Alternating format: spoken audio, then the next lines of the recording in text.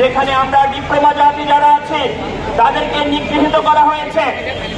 আজকে ৪৬ বছর ধরে যারা তৃণমূল পর্যায়ে স্বাস্থ্যসেবা প্রদান করছেন তাদেরকে টোটালি এই কমিশনের মাধ্যমে বৈষম্য শিকার স্পষ্টতই সকলের সামনে উপস্থিত করেছে। আমরা কি তা মেনে নিতে পারি?